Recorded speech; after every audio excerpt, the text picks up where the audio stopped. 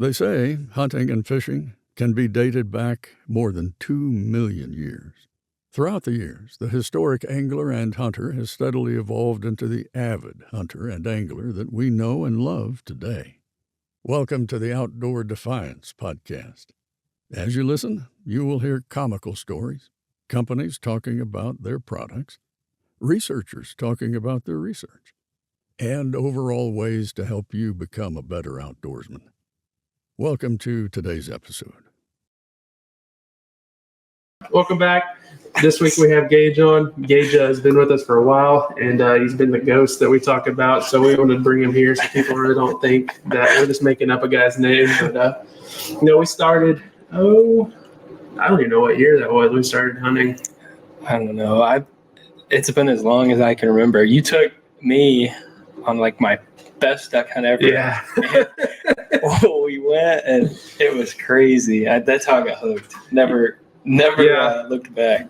So when I first moved to Morrison, I met Tanner and then Cody were my first two friends here, and kind of ran around with them. And then through them going to school here, that's where I met you two.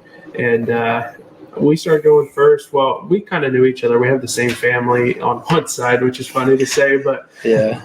That's where it kind of started kicking off. I think you started getting into it, and you're like, hey, we should go here. And I was like, all right, let's go. And then, was it a year later we started taking? About a year later, because it was you and me and Tanner. Yeah. And we hunted, and then that next year we went up to Randy's place with Gunner and Russ. And that's when we shot all those birds. No, it was actually on the secret field. Oh, it was. And every bird came from the right the whole hunt.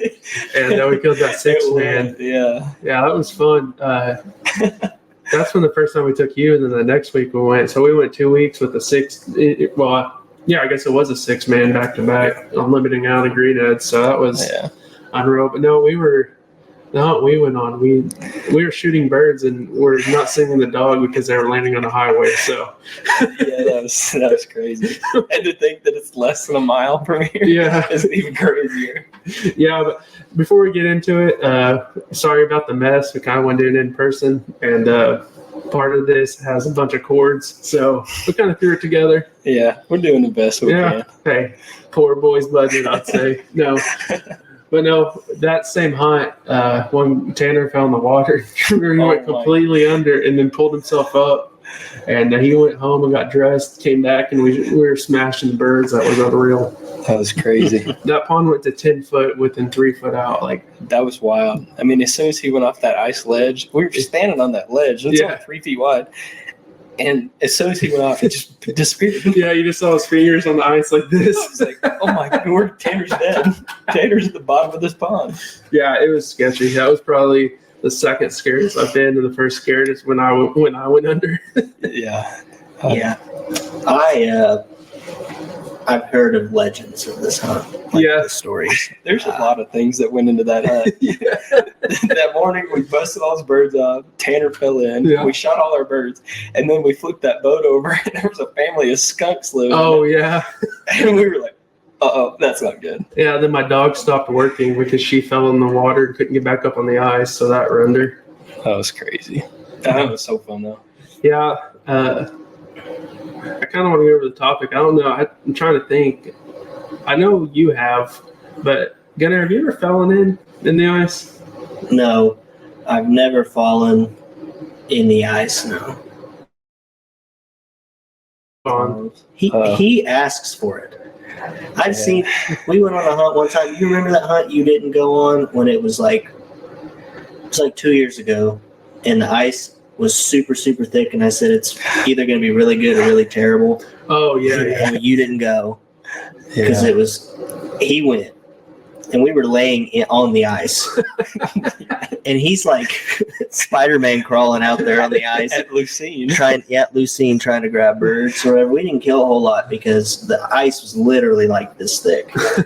And we couldn't get through it. No, they had that hole in the middle. And there were I don't know how many birds were out there in the middle. If we could have had a hole, we'd have killed so many birds. It would have been stupid.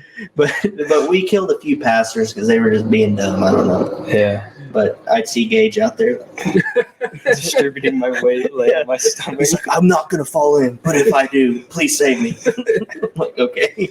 Yeah, I went on my first 5 years of duck hunting, averaging 1 or 2 fall-ins in the ice, and it was one of them. I was out up by Sooner on a big pond, and my brother was with me. And then my brother and Cody, and I want to say one other guy, maybe Travis, and same thing, super thick ice. And my brother was jumping on it, trying to break it. And about the time it started to break, he got off of it, and I was too far gone. And it came up, flipped me off the backside. I went under the ice, and when I came up, my head was hitting ice. And I knew right then there, yeah, I'm dead. Like, no way about it. About that time I came up, my brother's grabbing me, and he pulls me out basically by my neck, because I just come up, he grabs and pulls, and I'm like, guys, I got to go change. Like, I'm not. Yeah. So funny story there. I got out. I jumped in the truck and ran over to Cody's house, and it was just after Christmas, and he got this brand new camo, and I went inside and pulled all the tags off his camo. He came back in his brand new duck hunting camo that he didn't want to wear to make dirty. He's going to wait until the next year, but yeah, I did that, and then a couple other times, and man, that one was there. I think the scariest experience, I didn't fall in, but I took Isaac Swinford and I took Wyatt Flores. We went up to that. Jared owns it now, Jared Petrie. But we went to that pond of his that's like right off the road, and we're busting ice. It's only like 1/4 inch thick, but it's still you're trying to work on it. And that pond is like the worst red clay you've ever been in. Yeah. And I'm busting ice. I'm like, Isaac, you got to get on your knees, buddy, because we're only in this deep of water. And I'm like, yeah, you got to get on your knees. You're gonna fall.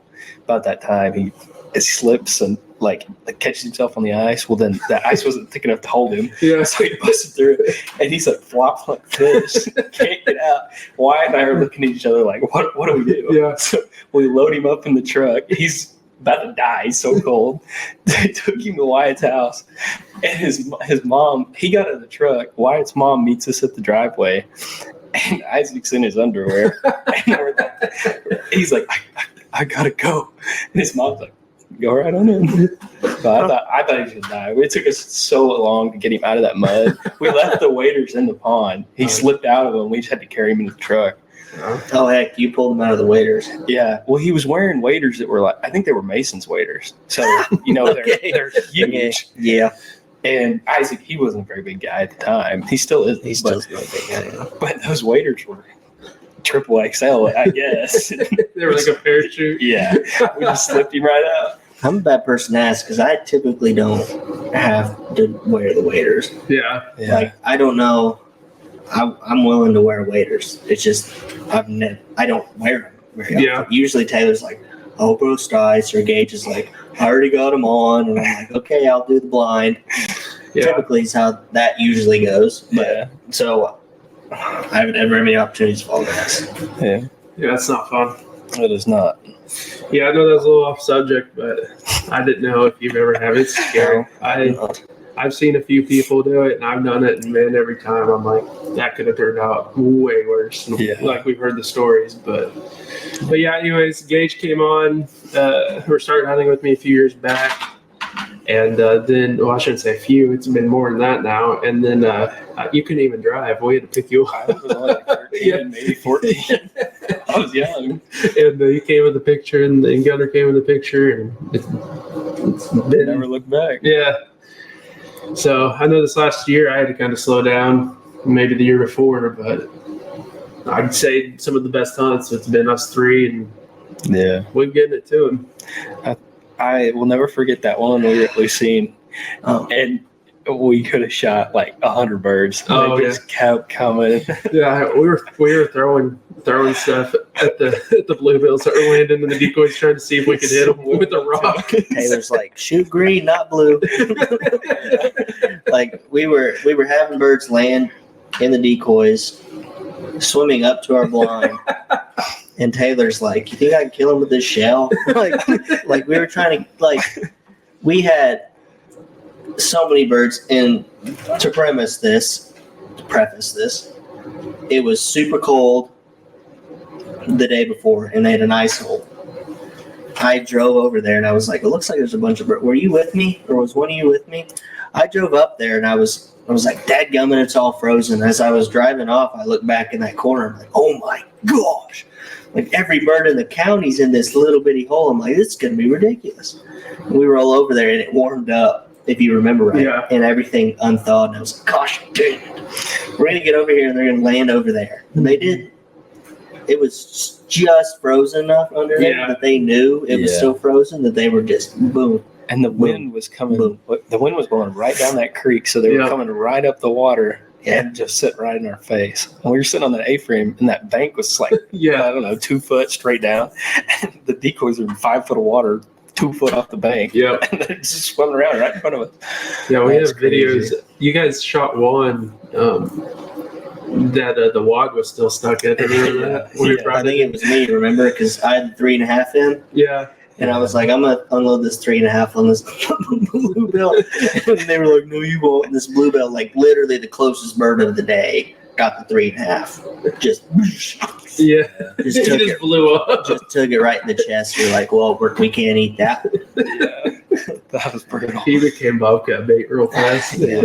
Yeah, but I remember walking around the corner and us having to call people saying, we don't know how many birds we've got. We need to stop. Yeah. Because, we were shooting birds and they were going over. So there's like a peninsula that runs next to where we were hunting.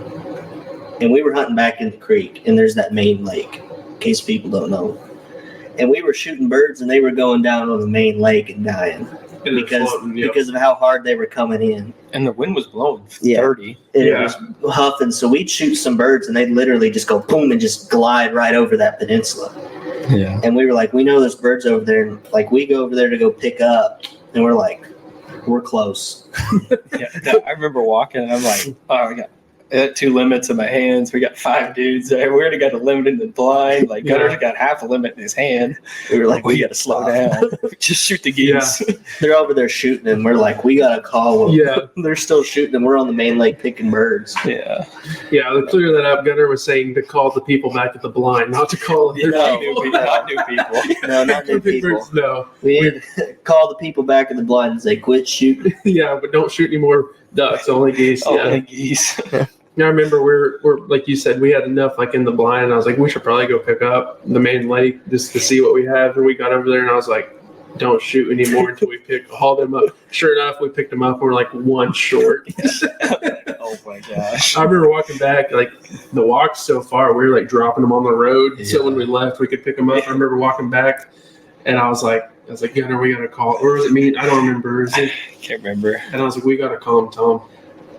And about that time, I look up and there's ducks going, and I was like, "Oh no, call him!" And then they shot the one, and 3 came in, and 2 left, and I was like, "Call them, we're done." Like we just limited out. Who did we leave in the blind? Who did we take that? It was Tyler. Tyler, yeah. Tyler was there, and he was just like,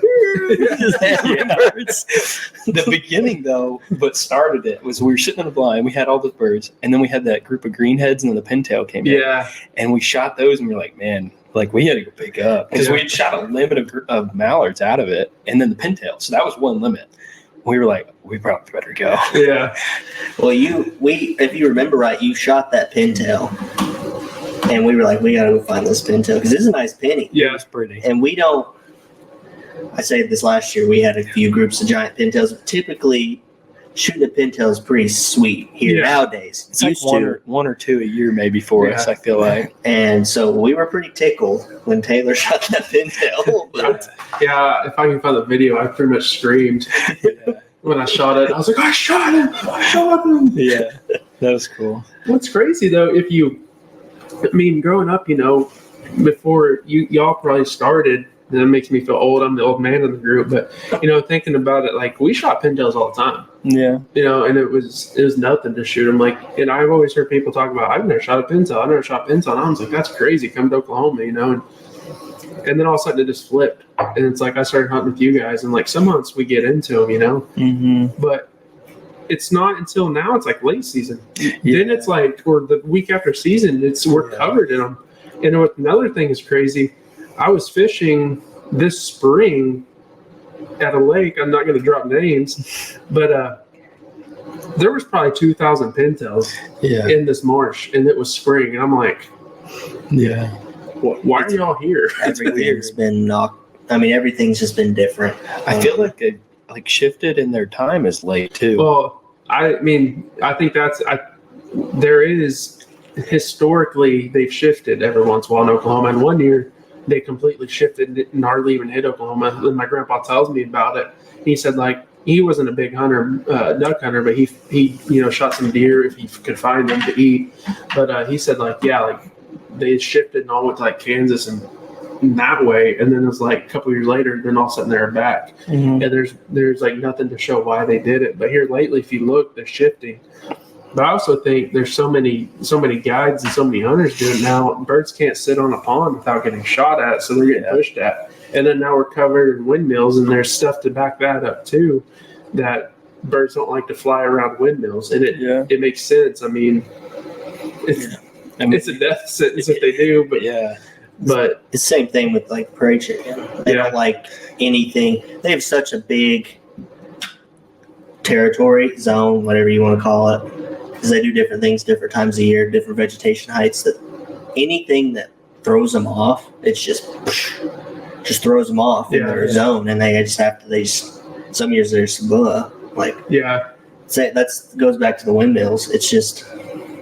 Yeah, it's crazy. I wish I could see some more studies behind it, but I definitely, I remember when we were starting here, how many ponds we had and how many birds were sitting on each pond. It was hey, we could literally hunt this one pond in the middle of everything every day of the week and kill these birds flying all the other ponds. Yeah. But now you go out and it's just shots everywhere. Yeah. So, I think that has a huge issue is birds. We're one of the last states to even see these birds. So we have some of the hardest birds to hunt. Yeah. And they've been shot at from Canada all the way through here. So, I think they're getting smarter. And I don't know. I think geese are getting smarter for dadgum, sure. Oh, they're the hardest to hunt. We see that every year. We go. Randy's field to have 300-400 big geese on it. We could go out there, set the whole full body spread, and only shoot 3. Yeah.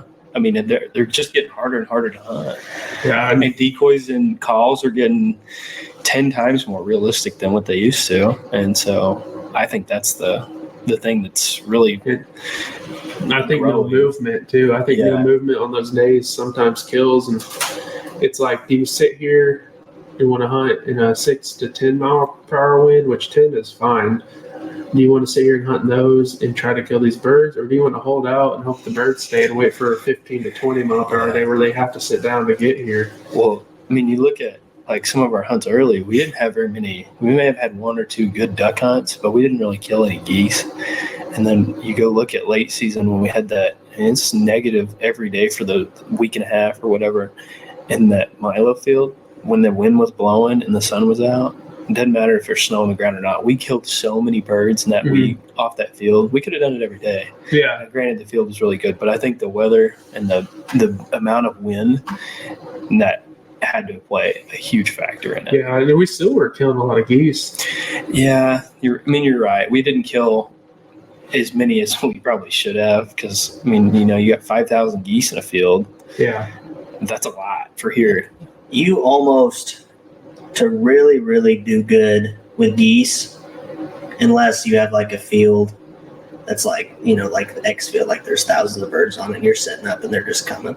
You can't have just terrible conditions to hunt them. I say terrible, not favorable for the hunter. Definitely. And it makes it that much harder. Yeah. If there's geese on one end of the field and the wind shifts and you think, oh, they're going to fly to this end of the field, it just throws everything out of whack.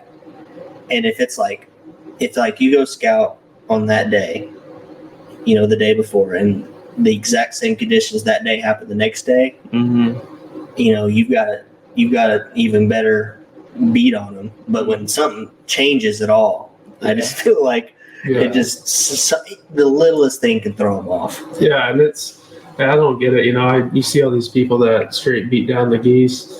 And I'm like, what are they doing different? You can watch videos, and they're not. I don't get it. Which, there's some sets. They have, some people have more decoys, some people use less, different configurations. But I don't know what we didn't try on that field last year to get the geese to come in. We tried 4 decoys. We tried setting them 100 yards off and hoping we can get them. We tried family groups. I mean, anything you can think of, we tried. And we had the birds. It wasn't like, I mean, we could shoot our ducks every day. That wasn't a problem. But for the geese, we tried everything. Like you said, a sock silo, full bodies, 3 decoys, 1,000 decoys, everything. And we still couldn't effectively kill the geese. Yeah, it was the whole time. I don't know. I've told you guys this before. Like, I don't like these. Like, they get me so freaking worked up. They get me so mad. But in my eyes, a goose is a goose. Like, they look the same. I love shooting ducks because you never know what you're gonna get. I mean, you might get bluebill. You might, especially in the fields, you might get a pintail. You might get a widgeon. You might get the mallard. You might get a wood duck. Yeah, there's no telling. There's no telling, and that's what I like about that aspect. And I like how ducks work. I do too. That's what I'm addicted to, is watching the duck work. Like, it's like, why did you have to circle 6 times? The pair before you came in on a beat, or where did you come from? I was sitting here looking up at the sky for the last 40 minutes, and then you're almost on the decoys. I'm like, what happened? Yeah. Or just hearing that sheer, just the jet behind them coming in, Yeah. I think about last year when we had that couple good duck hunts on that field, just thinking about, 200-300 birds just circling over us and just hearing them talk to each other and just hearing the sounds. Yeah. Like, man, that's cool. Ducks. I feel like they're so susceptible, but they're susceptible and responsive in different ways. Yeah. I feel like some days they're super susceptible to one thing. Yes. Now they may not be very responsive, to calls or whatever, but I feel like they're a lot easier to hunt. Yeah. In different respects, I just feel like it's different. Yeah. And I don't know. I like how you can hunt them. You can hunt them on fields. You can hunt them in a pond. Yeah. Sometimes we can go hunt the biggest water we have, and sometimes we can go show up blind like me and you did to my little pond, and we still smash birds. I mean, it's just, I don't know. I like the way ducks are. We're going to get roasted. Somebody's going to be like, they just can't kill geese. Yeah. Hey, more power to you. I think it's, to put it out there, we've killed geese. Yeah. We're saying we're not as high on the percentage scale as we are with ducks. We can smoke ducks just about every time. If there's ducks on a place, oh boy, they better watch out because we're going to kill them. Unless something crazy happens like in Raymond where we couldn't keep the ice off. That was wild. But geese, we've had really good hunts and we've had bad ones. That's what we're saying. When we've had the bad ones, we don't know why. Yeah. We've tried different things. We've moved stuff around. We've played the wind. It's just sometimes the geese are just like, we're going to go land on that field. I like what you said. You were like, you kind of know why when you hunt ducks. If you mess up, you know why. Yeah. I feel like geese, you could do everything right, like you said, and never know why. Yeah. It's just a wild card. Yeah. No, I don't know. And like I said, geese are great. Like if you have a big group of guys and big feed, like that's a blast. But like ducks, you can take one guy out there and you have it just as fun as if you have 6. I mean, I don't know. That's just me. Like, and the art of duck calling is way different. Yeah, geese, you want to make different sounds. You want to just sound like a big pot of geese or big group. I don't know what they really call them, but a flock. There it is. A big flock of geese. With ducks, it's like sometimes you need to be quiet. Sometimes you need to, you need that little chuckle in there. Sometimes just a little couple of quacks and go mute. Sometimes you need to call until they land. And I just like to watch and figure out that morning, all right, this is going to work. Mm-hmm. Hey, that's not going to work. Let's try this and figure it out, tuning it in. Yeah. With geese, it's like, all right, I'm going to blow my lungs out all morning. Some people get quiet. We tried that too and it didn't work. I want to back that up too. Yeah. It's like, I'm going to blow my lungs out all morning. It's either going to be a good hunt or it's going to be terrible. There's no in between. Yeah. One of my favorite hunts we've ever been on was the hunt we killed those specks 2 years ago. Oh my gosh, that was so fun. That was one of our success stories. Yeah. By far. Yeah, and that's another thing. If you can get their specks and snows and there are all different types of geese in there, I'm down for it. But that were big old butter balls. I mean, the little geese, little geese can just move on. I just care less about the lessers. They can go to Texas. They can go get absolutely destroyed by every guide company around here. I don't care. Yeah. But when it comes to the honkers and you got to shoot 3 times to get them down, that's a blast. That is fun, especially over water. Yeah. We haven't. We haven't killed like a ton over water, but when we do, it's fun. Yeah. God, man, that other hunt so speaking of big geese, remember that hunt we went on when he was down for the count? Yeah. He just had ACL surgery In September. and we had just that same group just circle us, just come down, and we were shooting just fat slobs off Sooner Lake. Yep. And, That was fun. yeah. That was No, fun. I just wanted to tell those stories so people know that we can kill geese. They're just not as easy, but we can definitely kill geese. I wish we had more success in loaf ponds. Yeah. Yeah. Me too. I really wish we've had that more lately. We've done it some. We have, but man, I'd love to have a good loaf hunt one time. I know. Just like smoke them, just like. Well, that's why, when Russ came down, his very first time to ever come down, that was his first hunt with me. We went out and didn't even look at this place, and went out there, had the ducks in like 30 minutes. There was 3 of us. So, it was only 18, but we were done in like 30 minutes. And we're like, well, do we pack up and go eat? Like, what do we do? And the day before, we saw some geese flying around. I was like, hey, let's just stay out here and see what happens. And so we're like out of the blind, just hanging. Well, actually, I was out there trying to get all these birds, and Briley or Russ was like, here they come. And I'm like, and I didn't know if he's talking about the cattle on the place or, and I was like, what is he talking about? And I looked back, and I was like, oh my, I was like, here they come. And I get out of the water, I get across, I get set up, and I didn't even touch the call. And they were just coming in, just groups anywhere from 2 to 100. And they're just cupping in, boom, I'm not even calling. We're just loading up, getting ready and shooting them. And we're hurrying around to get the dead ones, try to keep count. We hurry back in. And I'm like, guys, we need 2 more. That's it. 2 more and we're done. And, Russ was smiling ear to ear. And he's like, I'm coming down every year now, And I'm like, hey, remember, we just need 2 more.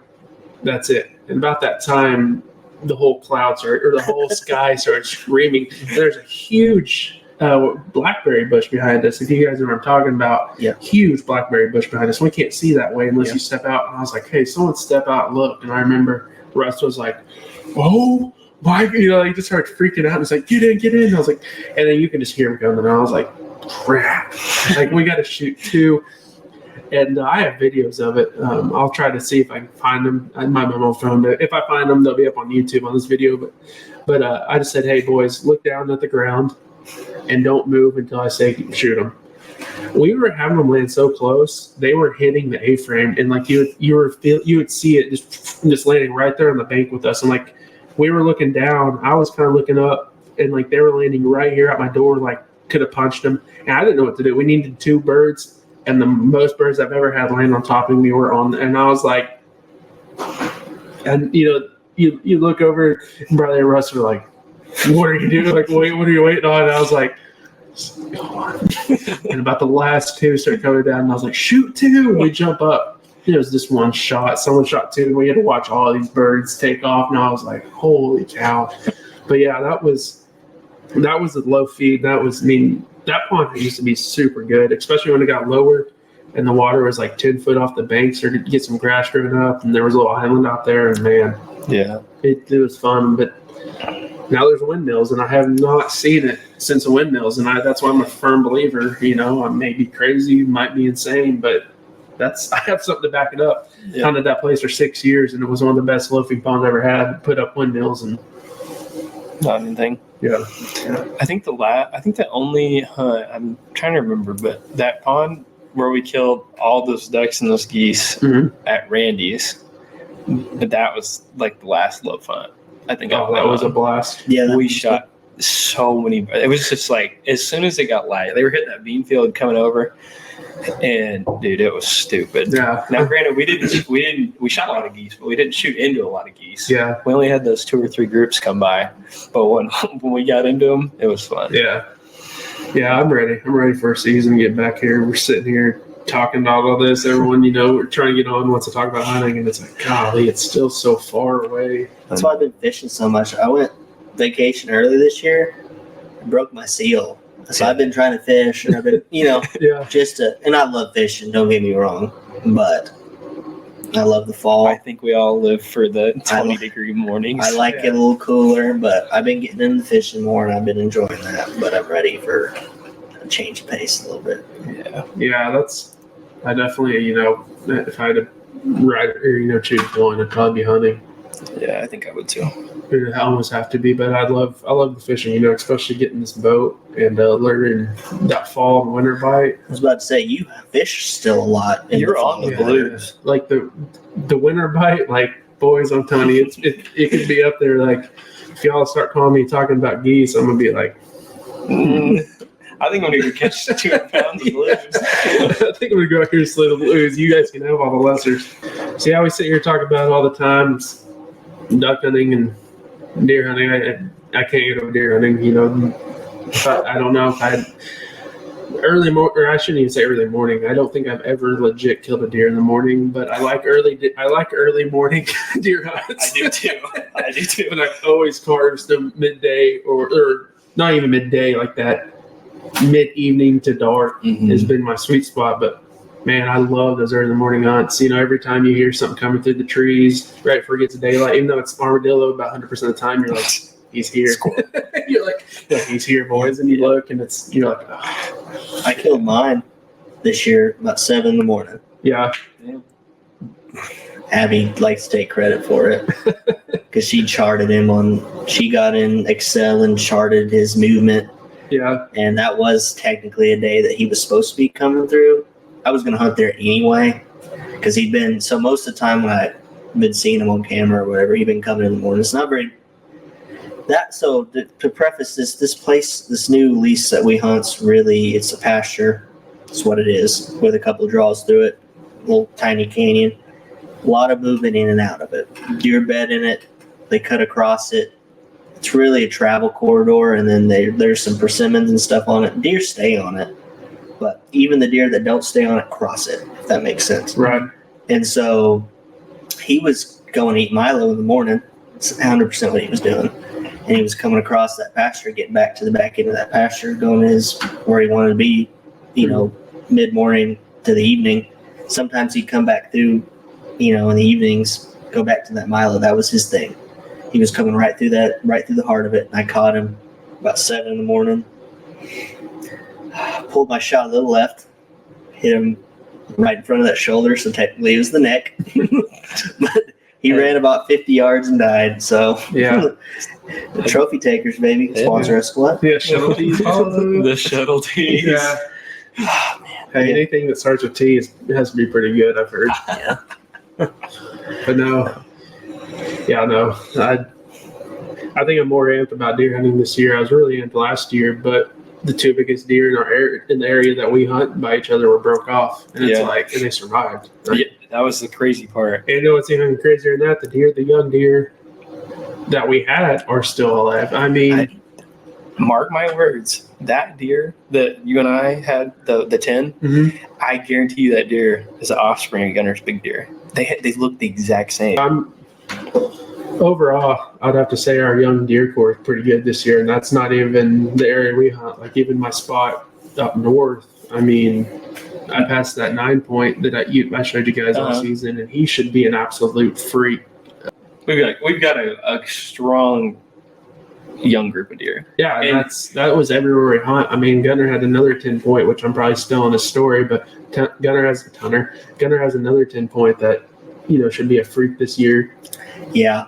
He's definitely one of them. I mean, depending on like I say that, there's going to be big deer at the lake property. Yeah, there you go.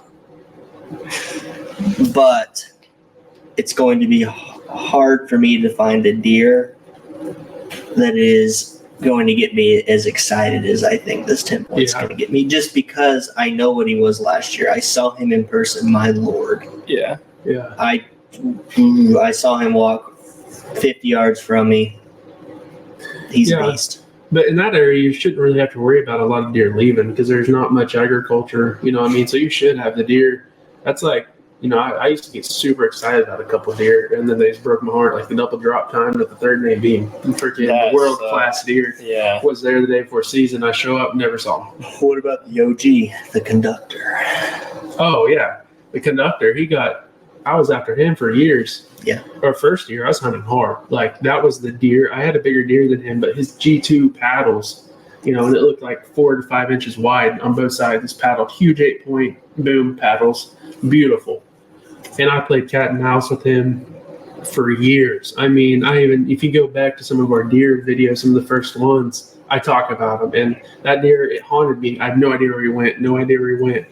Last year, I was sitting there and a guy harvested a deer, and I was reading through the comments, and I was like, dang, that guy has a big picture in his profile. And I pulled up, there he is. He was harvested that year during rifle season, and for 3 years I've been sitting here just like, where did this deer go? And and I'm fine, he got harvested. I don't care about that. Like, that's great. The guy looks super happy with him. That's what I want. But I was like, for 3 years I've been, I still just picture his frame on my camera.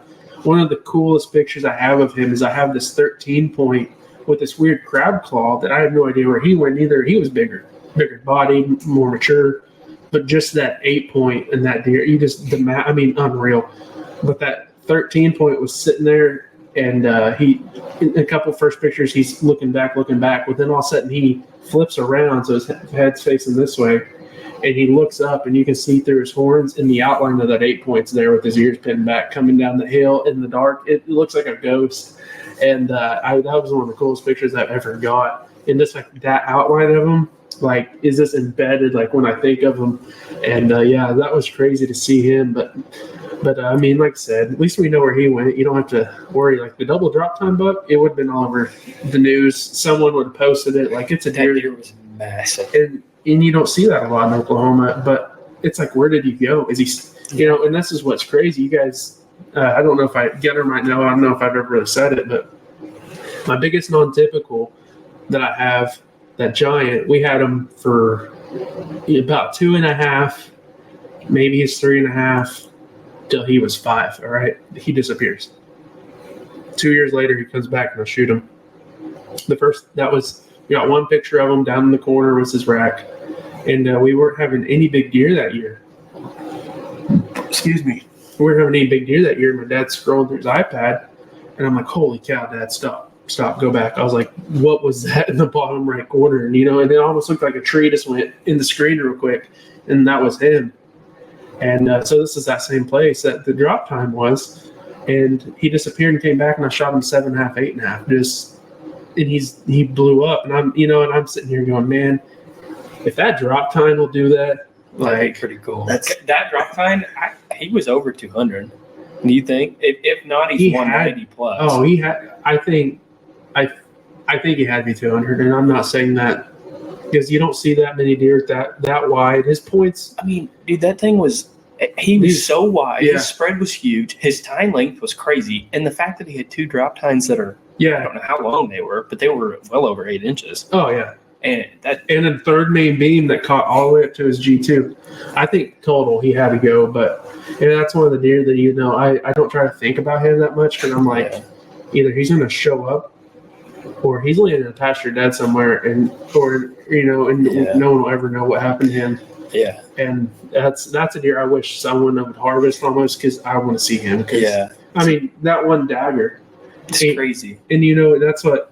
It's really cool to think, the year before, I saw him almost every day during my hunts, and he had one drop time about 2 to 3 inches. It was like a 130s, a legit 130s. Came back the next year and was. It's just insane. Yeah. I mean, a deer that, like that, a 130s, 140s deer can put that much mass. River bottom, baby. I know. That's crazy. The other thing is, I hope he didn't get in the river and just, he's halfway to the Gulf of Mexico by now. Yeah, I really wish someone would either find him or he'd just show back up. Yeah. And that's what's crazy about this spot is I've had deer do that throughout the years. Like, it's like they want to live there, and this is the one problem we have is they want to live there until they're 4.5, and they leave, and then it's like they leave because an 7 or 8 year old, it might be that like the 120, 130. I wouldn't even say 130. Let's be real. 115 to 120 inch 8-pointer shot there will move in. But they have a body of a horse, and they can't compete with that, so they leave. Yeah, and it's like if they remember to come back, it's like when they come back, they're the man and they're there. But it could be 2 years and I have no idea what happened. It's kind of like that deer, the 10 point I was telling you about, the one that we share. That deer, he was on camera every day in August and all the way up through September, and he was with that forky 4-point. Yeah. And that 4-point, you could tell his body's like twice the size of that 10-point. But when season came, that 4-point, they showed up together, and then they started petering out. They'd be, once a week, once every 2 or 3 weeks, and then never saw him again. And then when I finally did see him, didn't see my 4-point, which I think he was just a bully buck. I think he was older. Yeah. And he just didn't. He never grew. He just stayed the same. So I think he was older, and he had a big body. I mean, it was like a mule. So I think he pushed him out. And then when he finally left, or he moved on or figured out something else, that deer finally came back into the season. So yeah, go ahead. I was going to say that's how Dad feels about corkscrew. Every year he's like, every year he's like, maybe he'll come back. Because you saw him. Yeah. Was it last year? No, that's a year that we don't know what happened. He's been missing for a year now, but he was missing until Taylor saw him. Yeah. When you had that video of him. Yeah. That video. And then he wasn't missing, and now he's missing again. The year before, this makes me smile thinking I got to see this deer in person, because the year before, and I'm getting chills, like my arm hair sticking up.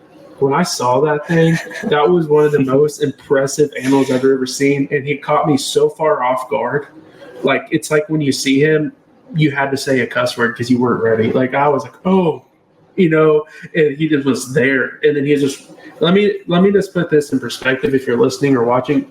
The grass there was probably mid-thigh, or maybe a little higher that year because there wasn't that many cattle on this property. And when he came running through, I could see his tines sticking up. And it was just like, that's how he had his head all the way down chasing the doe. Let out this absolute swamp donkey, if you want to call it that, of a growl. And I've told you guys this, he sounded like a bull, like we're talking about cows here, or cattle. It sounded like a bull had water stuck in his throat and made this weird growl, and he just came busting out, and this doe came running, and he had his head down, and those eye guards were sticking up. And I was like, oh, I had my bow. I was like, I'm shooting a deer. I'm a harvesting deer with my bow. That night, I saw him. I called my dad. I was like, hey, Dad, do we have a 308 sighted in yet? He's like, what? And I was like, Dad, I have seen probably one of the biggest animals I've ever seen before. He was unreal. Yeah. And then it was like from then on, it was cat and mouse with him, for that until rut. And I carried, it's an Encore. It's real light. It's probably 3, 4, maybe 5 pounds. And I'll carry my bow in. And I don't do that. But if you see me doing it, it's a dead giveaway. I have something somewhere that I'm like, listen, if he comes out at 100 yards with 2 minutes left, I'm going to take my chance, because especially an animal that big. But man, he would come out right at dark and I could just see him. And I'm like, not going to get to shoot him tonight either. He'd come out and just chase the doe on my field, going to my stand. And you can just see that rack and hear that growl. And it just sounded like a dang wild boar running everywhere, because huge body. Yeah. And then he comes back and he's still 150s, and you're disappointed though, because he lost how many inches? I don't know. He's big though. He's old. He's got to be old. You had him on camera like 5 years ago. He's old. You can tell because he's brown time. If he comes back and he's 130 inches, and I can tell it's him, he's getting he's getting shot. Yeah, and it's because if he does come back, and he comes back over on our property, I hope Dad kills him. Honestly, because cool. That's his little. Yeah, that's one of those deer that we all have stories with, and I just want to see him harvested, because I want to be able to use all the footage. I don't even have footage of him except for that one, because he came out in daylight that one time and then bedded down 90 yards away, the day before rifle opened, and then never saw him again. Yeah, and I shot that big 8-point that year too, and it's like, where did he go? Did something get him? And that's what. Yeah. And I hate hearing, I hate not knowing, and I have too many people around me, like you guys there, to not know where these deer are going. Yeah, because we share a lot of deer. Like you and I share deer, you and him share deer. We always see them. Yeah, and there's just, I don't know. I can't believe we haven't seen him. I can't believe we didn't see him this year.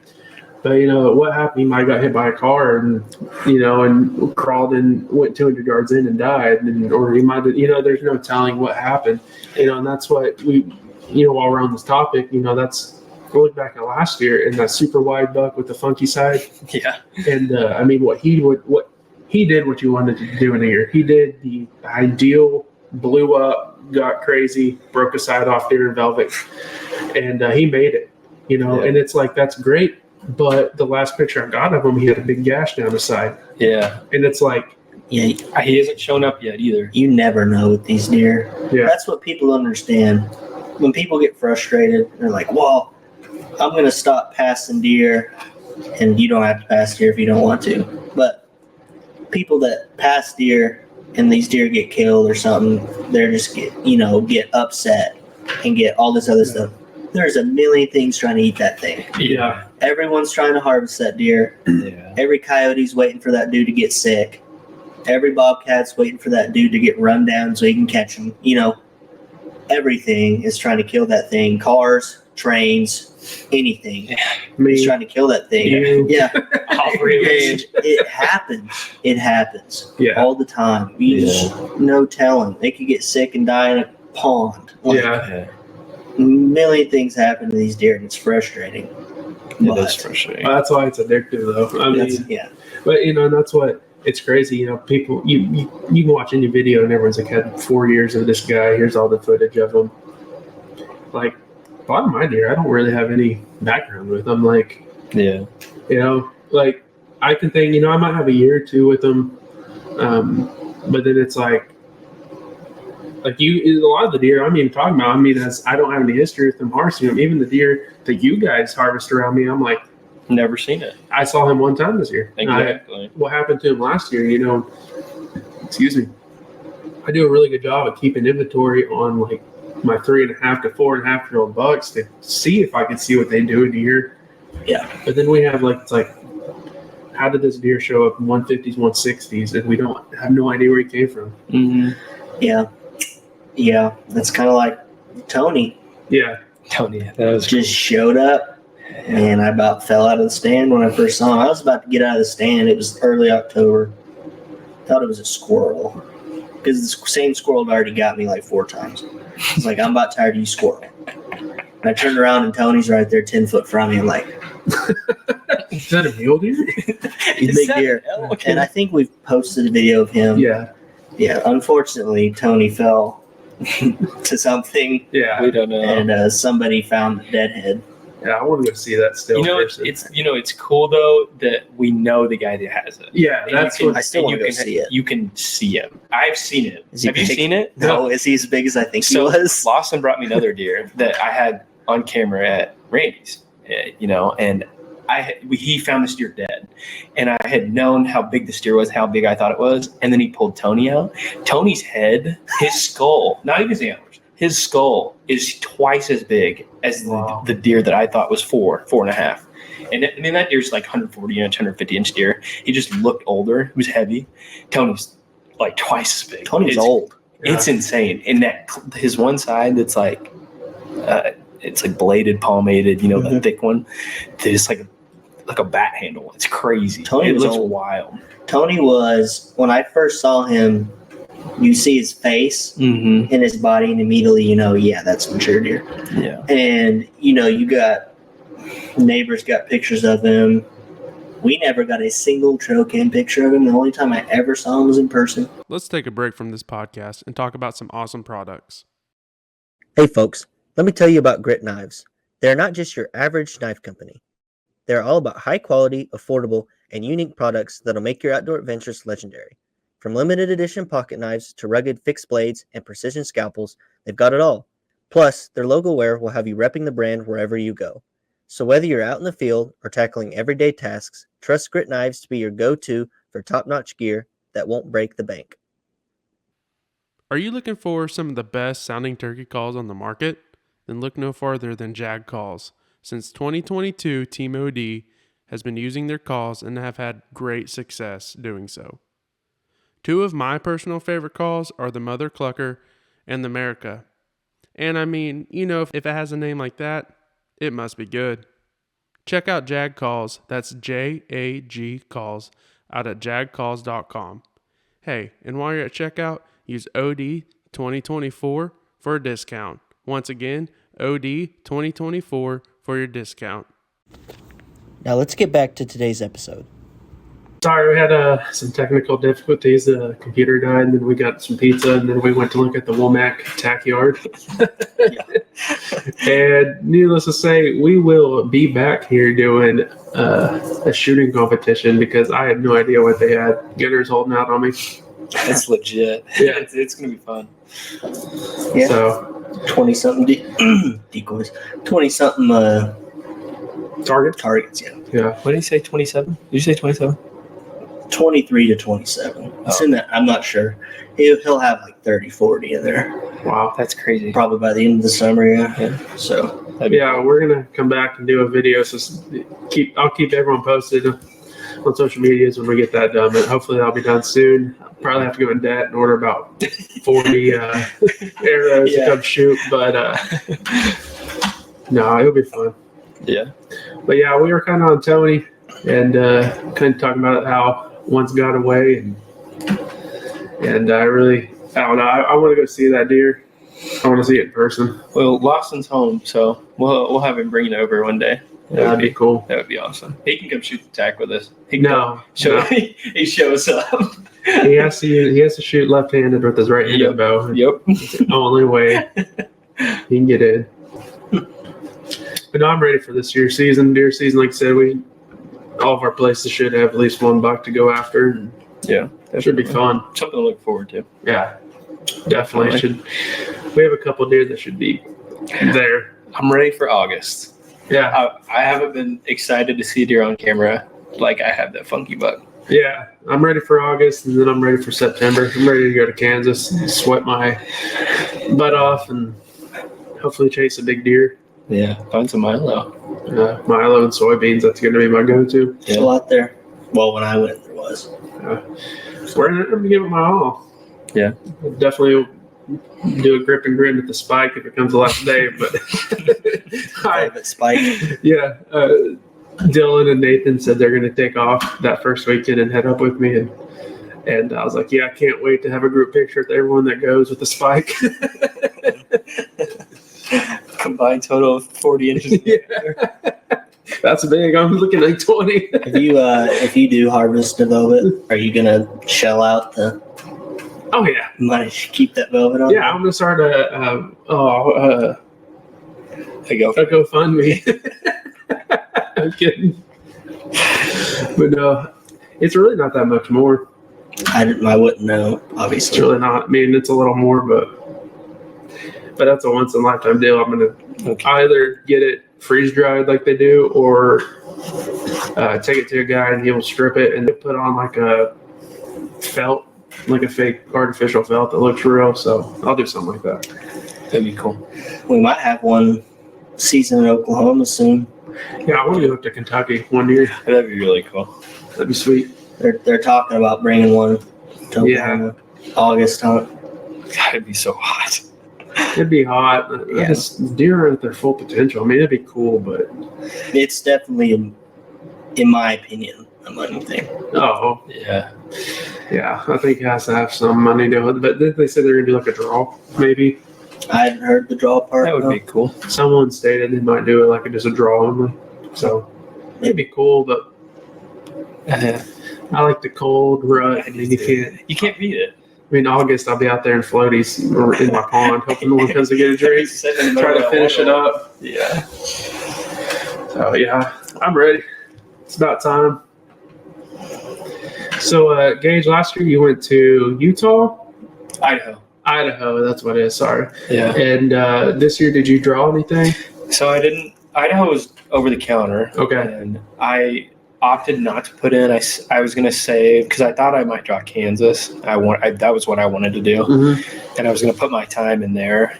Didn't draw. Well, the buy-in date for the over the counter was in December, and so that was obviously already passed. So Right. I just saved my money this year, and I learned a lot when I went up there. So when I do go back, I will go back.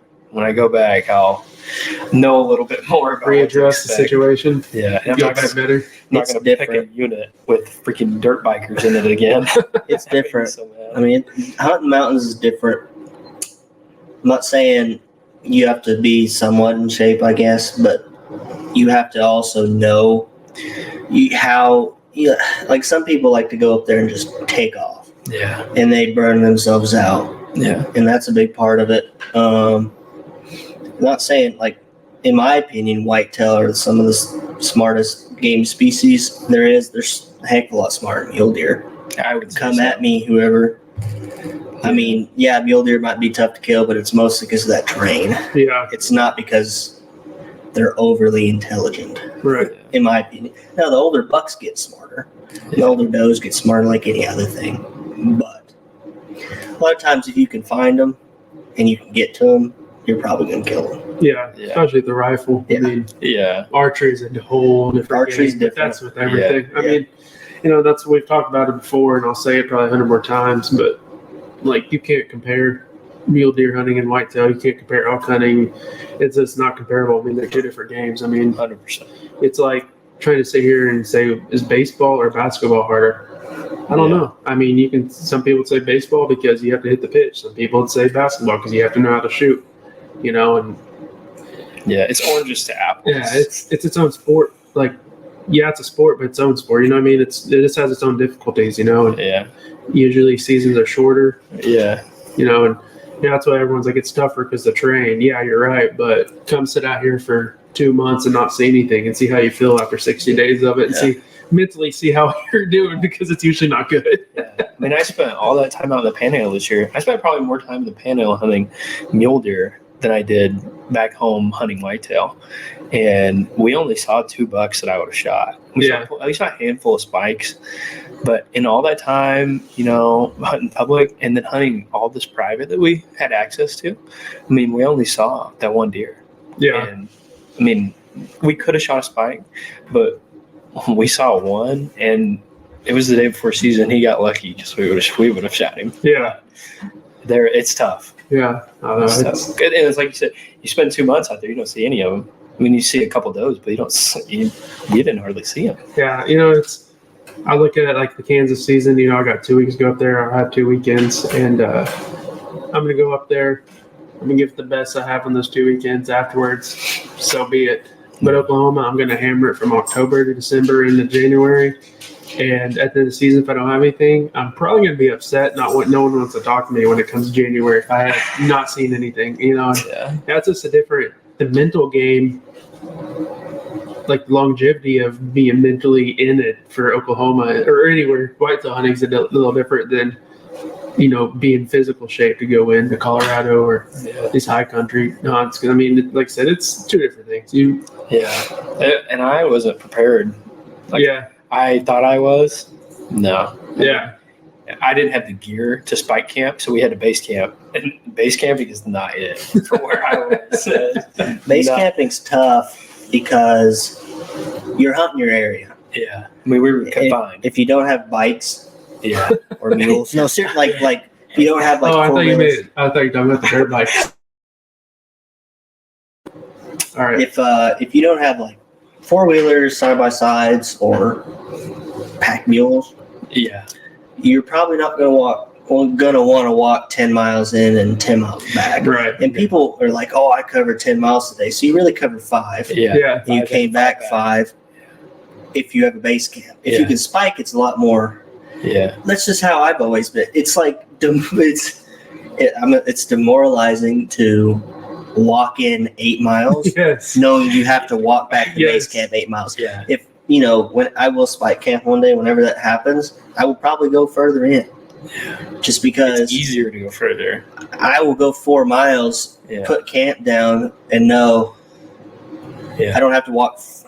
If I walk 3 more miles, I have to walk 7 back. Yeah. It's just it's different. The furthest we went in was 4 miles. 4 miles one way. Mm-hmm. And you come right back. Right back. Yeah. And we started on top because I got lucky. I found a service road that I could get to the top. So we took off. Well, we had to go down into a ravine, canyon, come back up the other side because you can't get to it unless you go down and then come back up. Dude, that was the most horrible hike in the dark. It took us 2 more hours because it was pitch black. We're hiking up the side of this deal. It was it was brutal. And if even people that are in peak shape, just the thin air gets them. Mm-hmm. Like, you can be in good enough shape to be able to do it, but if you're not from there, it's going to take you time to get acclimated. Yeah, and that's something that's not talked about, like old flatlanders. I know a lot of flatlanders that are deadgum in shape. They're just not used to that oxygen. Yeah, you're looking at one right now. It's just tough. Yeah. Even Rust talks about, you think, even Russ talks about how tough it is hiking up in the mountains. He's like, we take breaks. And that's how you know it actually is tough. Because someone who's lived there and done it his entire life still is like, that's kind of rough country. It makes you feel a little bit better. It makes you not feel like, man, I suck, Yeah. But it's like I said, it's a whole different part or game. I've never gone up and, elk hunted or anything. But when I was turkey hunting, I was like, this turkey get close. I ain't it, But luckily it was, but man, it's this different game when we go up there to hike fly fishing. I mean, it's just rough. I mean, and it's like you're breathing fine, but your legs are telling you no more, and it's just like, listen, dude. So, but like I said, you can't compare them. I don't care who you are. I mean, it's going to be a debate for a long time. I mean, it'll never end. I mean, as long as there's mule deer and as long as there's whitetail on the earth, mountains versus here in the woods, it'll always be there. Yeah, and I don't get it. I just props to if you're good at either of them because it all takes a different type, and that's I'm not. Yeah, I'm like, everyone was like, once you go hunt out west, you're never going to come deer hunt. Well, and it's like my bucket list is to kill it, is to harvest a mature deer in almost every big state there is. And it's like, that's fine. Like, or that's what I want to do. And like, if I get it done, it's the same thing as if I wouldn't kill the giant bull somewhere, in my opinion. I mean, it's just hard. Yeah. Mentally hard, finding them, getting access anymore to private land. I mean, all that's going to be hard in itself, but I hate hearing people want to fight about it. And it's fine if you follow on our social media, we make little jabs and jokes, about sick of gear and, elk hunters versus whitetail hunters and stuff like that, and public land hunters, private. And it's not because we're one side or anything. It's just funny to get people fired up over the smallest things. So, but one of the biggest things about going up there is you have to have gear that can service enough to get you through maybe like a rainstorm, or you have to be prepared is what I'm trying to get at. Mm-hmm. And I mean, you have to be prepared here too. And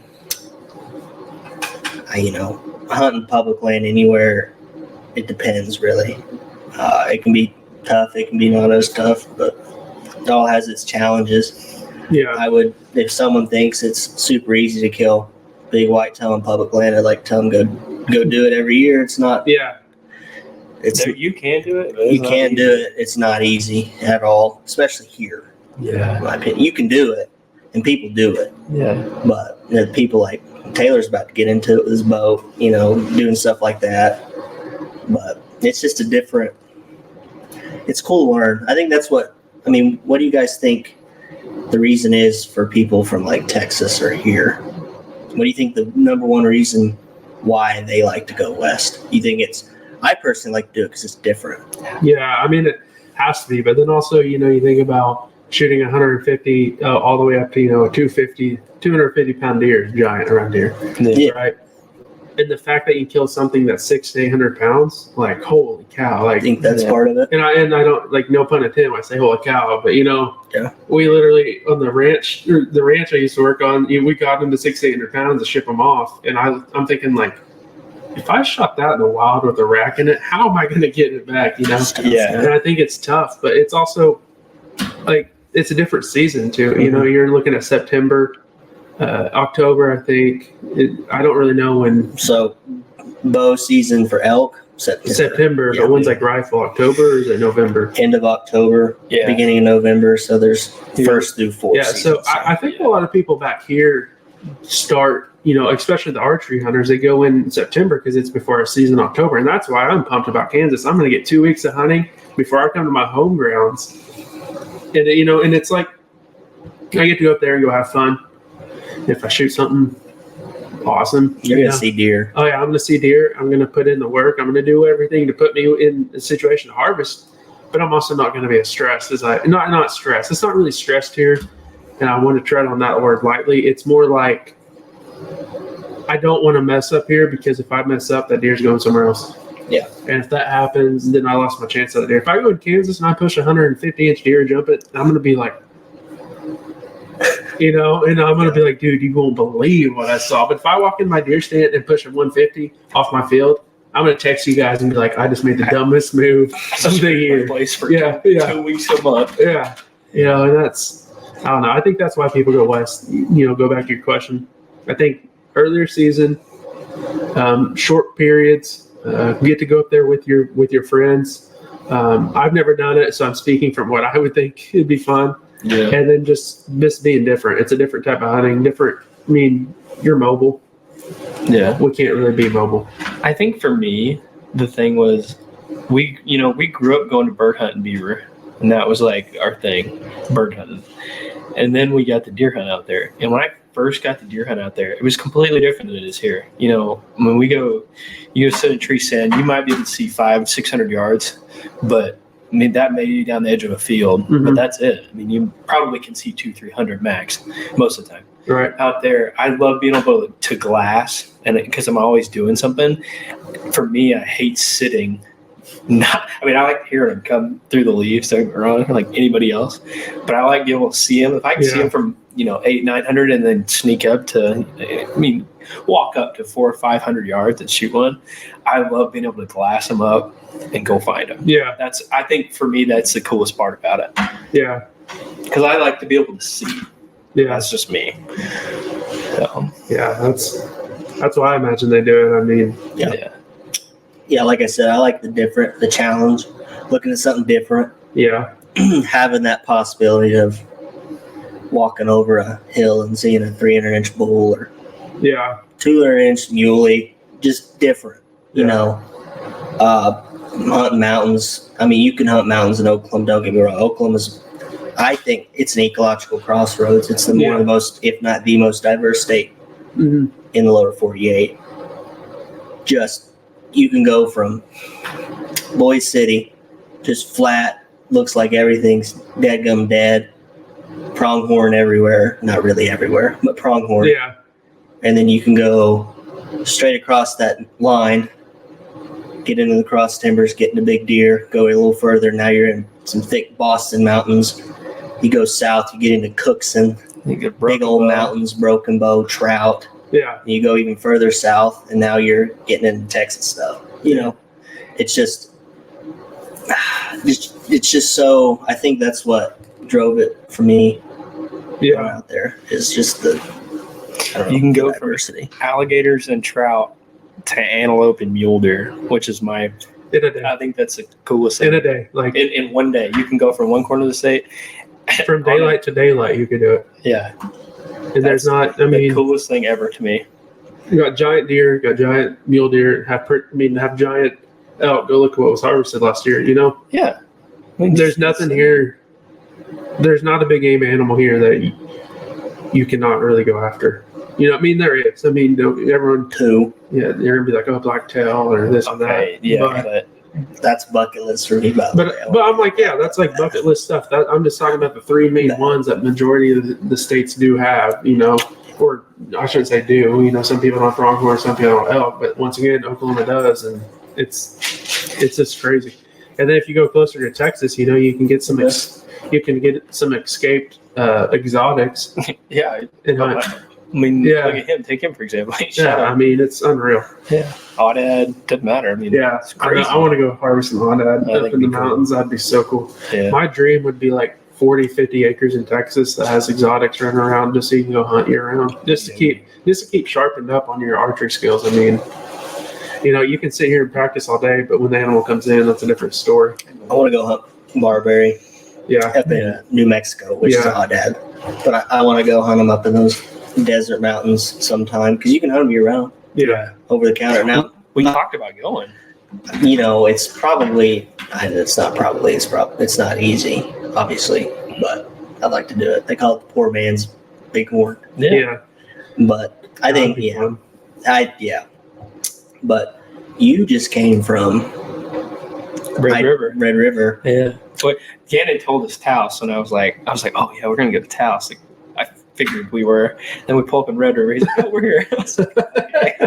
You ended up catching some fish, didn't you? Yeah, I actually fished the Cimarron when it's 3 feet wide, so that was pretty cool. We caught some browns and a couple rainbows, mostly browns. It was so fun. The creek was no wider than this table, and it's deep, which I didn't expect. It was probably 3 to 4 foot on average in the deeper spots, mostly 1 to 2 in the riffles and stuff. But dude, I was dry dropper, just smoking them. Every hole I caught 2 or 3 fish out of, and we only got to fish it for about an hour and a half because there was a big storm coming. But dude, it was so much fun. We didn't catch anything bigger than like 12, 13 inches, but on a creek that's 3 foot wide on average. It's cool you were catching browns. Oh yeah, and they were pretty. It was fun. So we need to go. I need to go. Like, it's been. I've ate up with it. It's such an itch I need to scratch here lately. I know Justin's probably ready for me to go because she's probably ready to stop talking about it. 'Cause I'm like, we could go to Broken Bow this weekend, or we can go to Lower Illinois, and she's like, get your buddies and go, and I'm like, I'd like to go to Lower Illinois, go after some trout, then go upriver and maybe catch some smallies. our hybrid. That's what I got. Right here. So Gage actually ties a lot of his own flies. If you're on YouTube, of course, you get to see some. And like some sculpin crawfish, big sculpins, some bluegill, and some leeches and stuff. I tied them just to hold it up to that camera for the they can hold on for the smallmouth. Just some generic patterns and nothing crazy, but I do love to tie. It's kind of one of my newfound passions. I've been tying for I tied for probably 3 years, but the last year and a half I really got after it, and every night I'll go tie a dozen of whatever I like to tie, mostly stone flies. That's my thing. I've got 2 of those fly pucks that you can buy off of wherever. They're just round. And they're completely full of stone flies. Yeah. That's all I tie.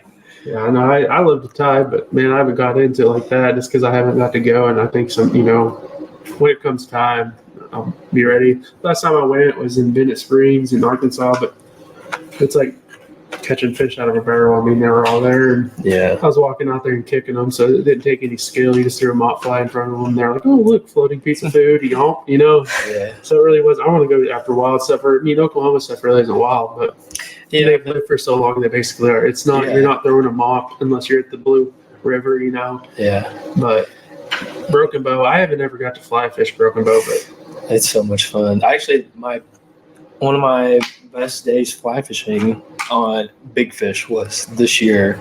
We got down there for our retreat for the girls or whatever, and I got to go one morning, and everybody's fishing the normal rapids that I normally fish, and I was like, you know what, I'm gonna go up to the hole.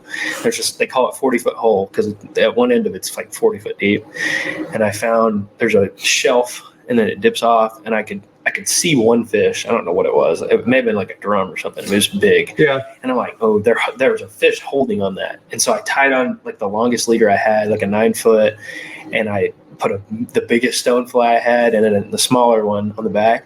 Dude, every cast I could get it on that riffle, it would bring it right down. And I had my indicator set about 6-7 foot.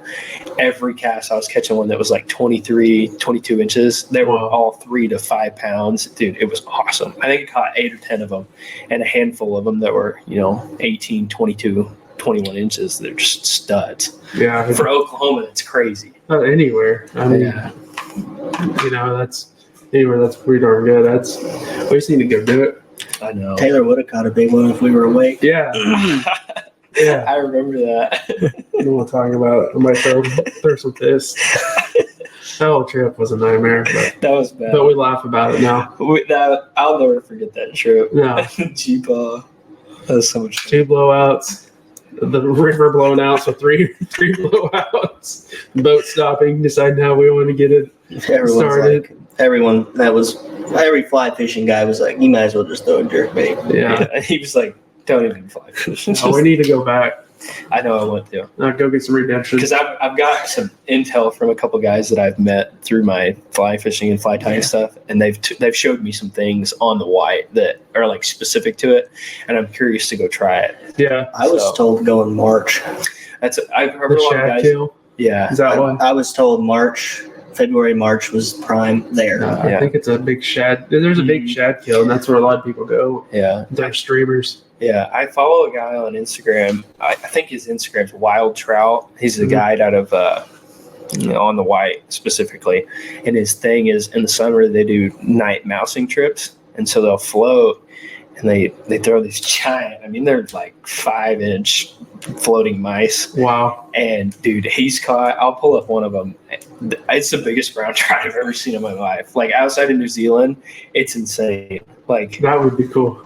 and they do it every night, like 5-6 fish a night that are 28, 30 inches long. They're like the one you have on the wall back there. It's insane. Wow. Yeah, we need to go.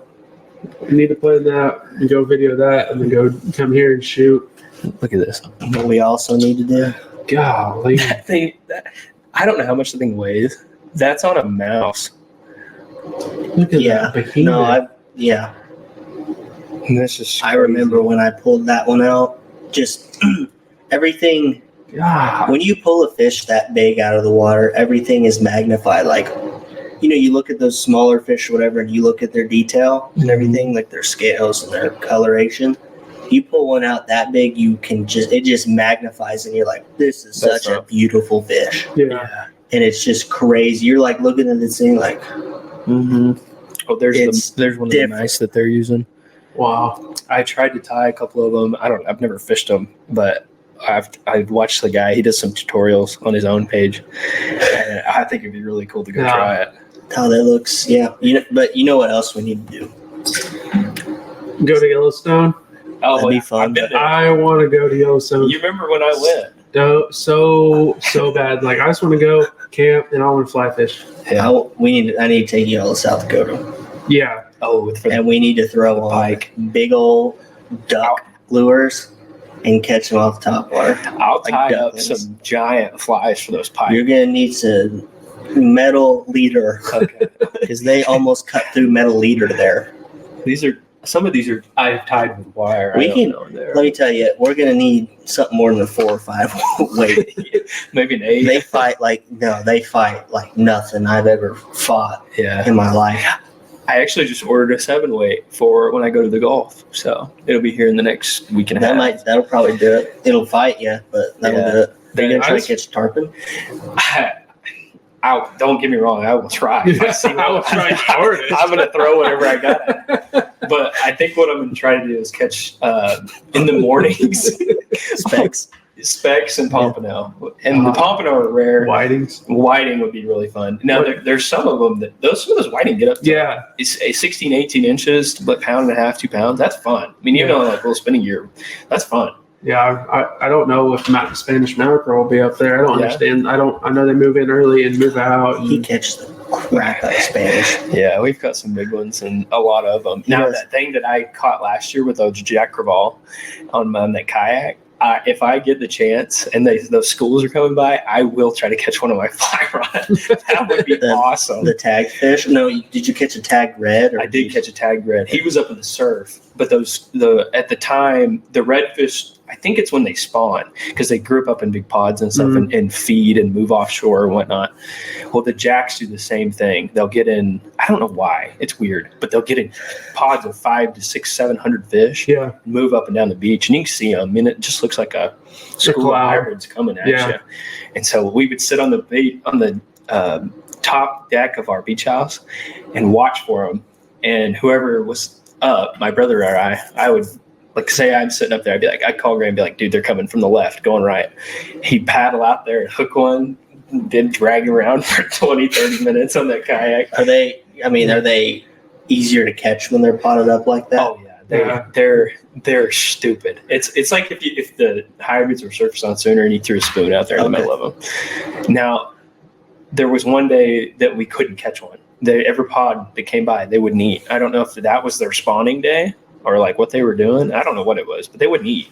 And we threw like jigs. I had a couple big tarpon swim baits I was throwing at them. Just wouldn't eat. It was weird. They just swim by. You can see them. I mean, the water, you can see 13, 15 feet down there in some spots. And you just watch them swim under your kayak. And they're huge. That fish we caught, I think we caught 4. 2 of them were probably 30 pounds. They were huge. Yeah, that drum I caught that one time was huge. I can only imagine. That black drum? Yeah. Those are cool. I've never caught one of those. I caught one time. It was like this big. Never caught a big one, though. I had a rough time. But I was fishing some public. I mean, I went to Navarre, which wasn't as public. They were telling me the pompano were running. Yeah. I didn't know what the heck I was doing. I was rolling out there with big old rods trying to catch a pompano. They were like, you need I guess once you find them, you throw there, but that's why people have so many rods. They just throw them at different depths. Mm-hmm. Yeah. And they find them, and then once they find them, 10 rods are at that depth, and they catch them. Yeah, it's because sometimes there's ghost shrimp. Obviously, whatever bait fish they're after. Normally, they're eating sand fleas, though. And some of those guys, they'll take those float rigs, and you never know if it's this far. Some of the sand fleas swim around. It's weird when they're out there in the water, because normally we only find them on the beach, in the sand. When they're out there, they're doing whatever. I don't know. Yeah. You find them at different depths, like Gunnar was saying, and whatever depth you find them at, oh, dude, it's over. If you can figure out what they're eating and get that imitated, oh, dude, it's so fun. Surf fishing is a different thing. I mean, I've caught some fish doing it.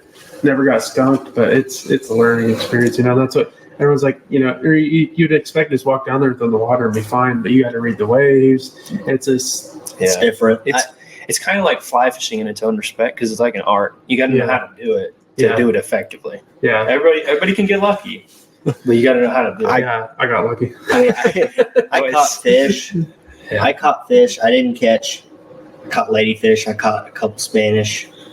Caught a pinfish that smoked me. Yeah, but they're brutal. I caught one small shark. Mm-hmm. But I'd like to go kind of where the area you fish on, because it sounds like you're a little further away from that crowd, and you can really get after it. That's why we stay in Fort Morgan, is because I would consider it the older community. There's not nearly as many young family, college kids age people, and there's no condos. It's all beach houses. So you're staying at high-rise condos is what I was trying to say. Yeah. And so there's hardly. There's people, but they're not like that. It's not shoulder to shoulder on the beach. Yeah, that's my biggest thing. When we would go, early morning would be great.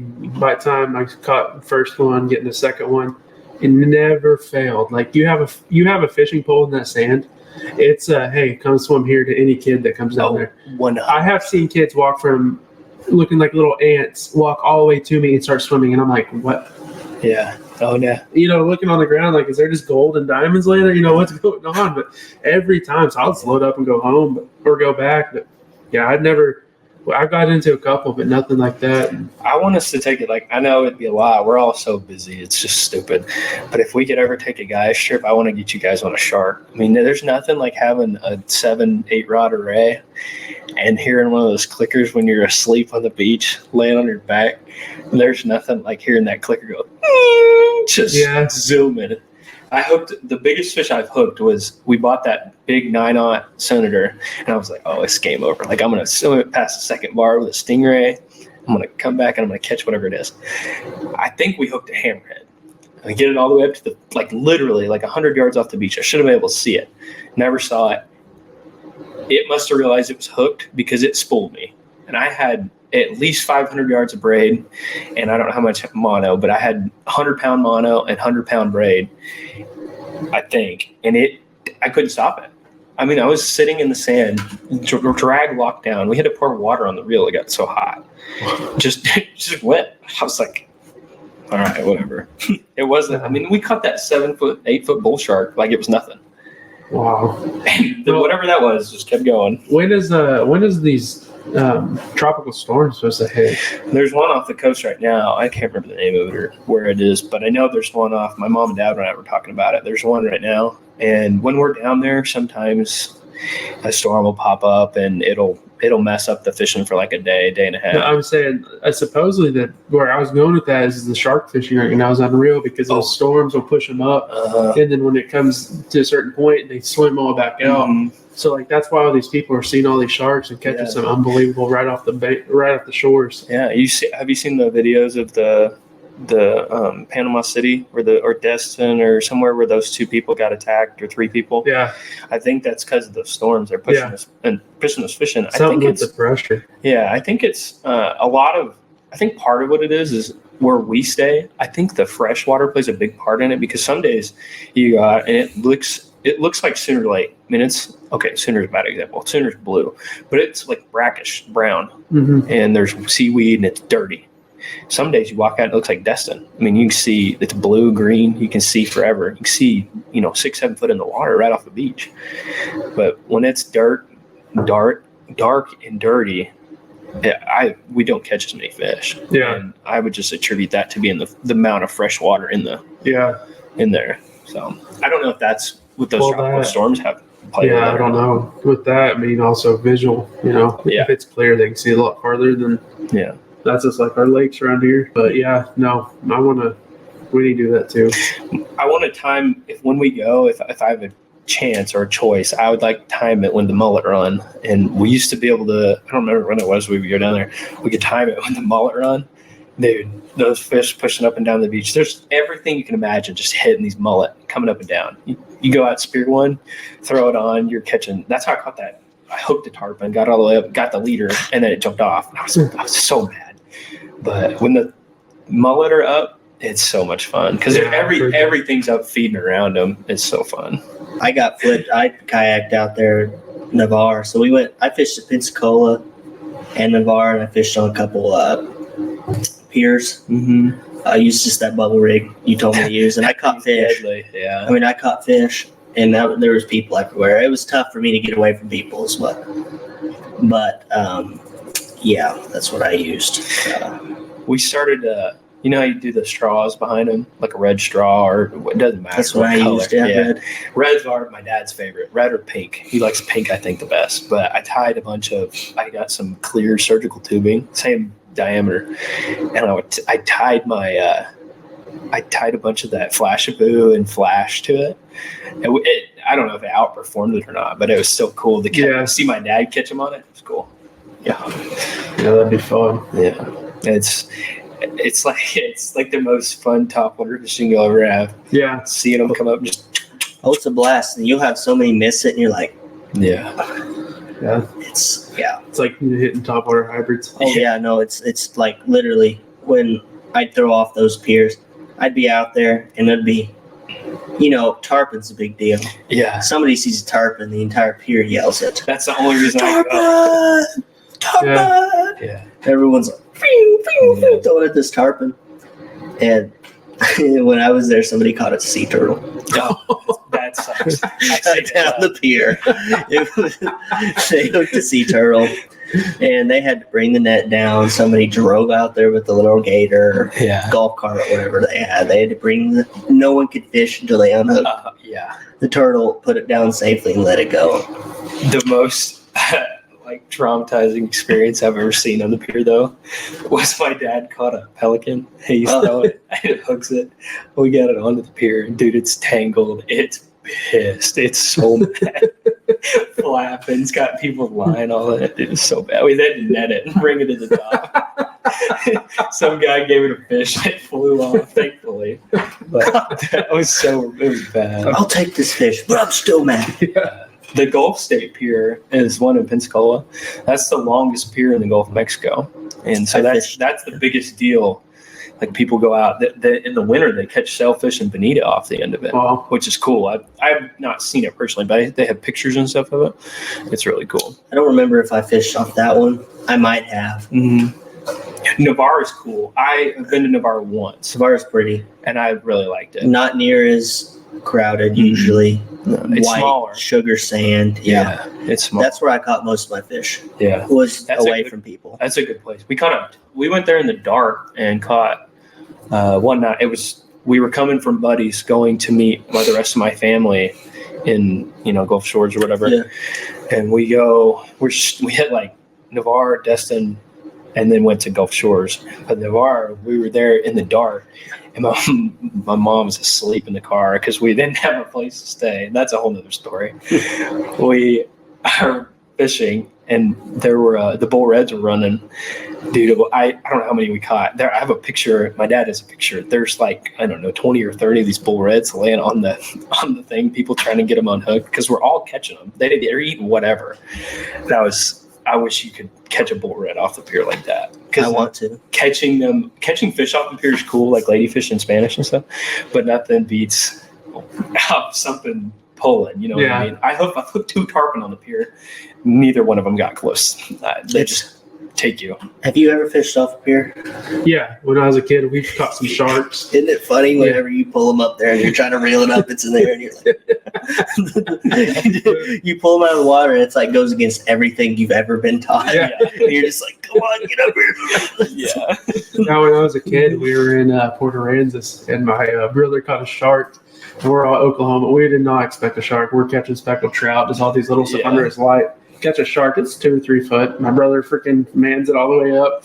And we're like, how are we going to hook it? And I was tiny. I remember this guy walking out with all his fishing gear, looked at us, and then he stopped, and you could tell he was just judging us. And he walks over with flip-flops, steps on the shark, reaches in, its mouth is like this, reaches in, pops it out, and it's like, there you go. And then grabs his stuff and keeps walking, and we're like, It was crazy. It was cool. Yeah. We caught a lot of fish. What? Yeah. That's how you have to do it. It's wild. Yeah, it's pretty funny because if it's packed up there, it's like people are like, it's like Gunnar was saying, the tarpon are a huge deal, and they have I don't remember what hurricane it was, hit the pier, obviously took out I think it was the last quarter, maybe close to half at the end of the pier. Mm-hmm. So you could only go out till they call it the turnaround. There's bathrooms, whatever. You could only go out right past that. And so you can see all the other, the end of it. And all these people are on boats catching them out from underneath it. Well, anyway, when there's a tarpon close, dude, it's on. Everybody that's out there at the end is tarpon fishing, and they're chucking a swim bait that's 8 inches long at this thing, trying to catch it. Everyone throws at it. You better watch out because you're getting hit. People are like, tarpon, and you hook it, and then the whole pier's trying to help you. They're trying to get. It's a big deal. It's like killing a moose in Maine. Yeah, it's like everyone's like, oh, kill the moose, let's go get it. Tarpon. And it's not like the tarpon out there, when you catch them in a canal, sometimes they're little, 2 or 3 foot. These some guns are 180 pounds, 5.5 foot long, giant. So you get them up to the pier, and you can't bring them in because you're not going to kill it. You're not going to eat it. You have to break them off. So you just break it off. That's everyone I've ever seen. They get it up to the pier. I did see a guy jump in one time. They got it all the way down, jumped into the water, threw his rod down to some guy, and then brought it up on the sand. Yeah. Most of them, they just get it up to the base and reel it up tight and pop it. So that's pretty crazy. Yeah, that's crazy. It's definitely that's a whole different fishing experience too. Just every time I'm down there, and, I've caught some fish, but you're talking about losing drag. I was sitting there, and it was pretty funny. It was like a frat house in the sorority where it had this house by us rented out. And they were all fishing down there in my pole, literally under my line, and they're like, are we under? I'm like, no, I threw this one far, walked as far as I could and launched it. You're not going to be anywhere around it. There's fishing or swimming around. I'm paying attention. My big pole they're under was like, whoa, boom, and just yeah. And I was like, hey, I have a big fish on, can you guys move real quick? Let me try to fight it. And they're like, well, what do you think it is? And I was like, I think it's a shark. I have never seen people be like, get out of the water and leave. Yeah. And I couldn't do anything. I couldn't do anything to stop it. Yeah. And it just it's amazing how, these people are walking by and they see you with all these rods, and they're like, "Oh yeah, what are you fishing for?" "Oh, whatever bites," because you don't want to tell them, "Oh yeah, we're shark fishing." Some people we do, but not all of them. Yeah. Some people look down on it. Yeah, they do. That's why we don't tell them. But then they're like, "Oh, what are you using for bait?" And I hold up half a stingray that's 3 foot, like it's this big, and they're like, "Oh." Well, you're sitting there fighting it, and then they're in the water just watching you, and then like Graham will go out there, or I'll go out there, but hey, you guys want to get out of the water? Like, pretty good shark right there. Like, look over there. Can you see it? Yeah, I see it. It's right there. They every time, and I'll never forget. And bless these people's heart, they were bigger people, and they're out there enjoying and they're drinking, having a good time. I think it was the bull shark, and we're fighting it. Or no, it was a hammerhead. We caught a little hammerhead a couple years ago, and its fin came up, and these people didn't see it. And we're standing out here, and all the way down the beach on the left, they see it, and it's probably less than 50 yards from them. It was a sight to see them trying to get out of the water.